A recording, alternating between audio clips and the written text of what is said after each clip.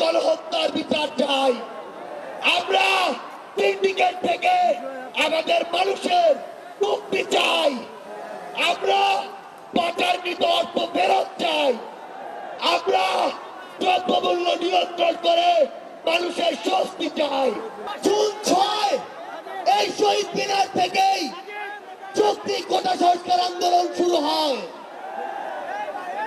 August 3 এই শহীদ মিনার থেকেই শত শত ভাইয়ের রক্তের উপরে, লাশের উপরে দাঁড়িয়ে এক দফা ঘোষণা হয়। আগস্ট 5 এই আগস্ট 5 বাংলাদেশের ছাত্র জনতার ঐক্যবদ্ধ লড়াইয়ে খুনি হাসিনা দেশ থেকে পালিয়ে যায়। ওই জুন 5 থেকে আগস্ট 5-এর যে লড়াই, সে লড়াই কি শেষ হয়ে গিয়েছে? আমাদের সংগ্রাম কি শেষ?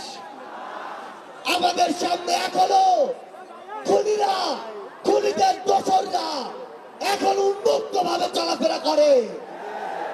যারা আমাদের ভাইদের হত্যা করেছে, ওই ছাত্রলীগ, যুবলীগ, আওয়ামী লীগের সন্ত্রাসীরা, তারা এখনো বিভিন্ন দিক থেকে আমাদেরকে দেখে আর মুচকি হাসে।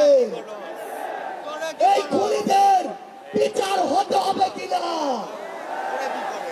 আমার যারা হত যোদ্ধা রয়েছে, শহীদ পরিবার রয়েছে, তাদের এই খুনের বিচার হতে হবে কিনা? আমরা অবিলম্বে অন্তর্বর্তীকালীন সরকারকে একটি আহ্বান জানাতে চাই। আমরা যদি আমাদের এই শহীদ ভাইদের রক্তের বিচার না করতে পারি, আমরা কখনো নিজেদেরকে মাফ করতে পারবো না। আমরা স্পষ্ট করে একটি কথা বলতে চাই, অন্তর্বর্তীকালীন সরকার এখনো যেই জায়গায় আটকে আছে, আমাদের সিন্ডিকেট গুলো ভাঙতে হবে।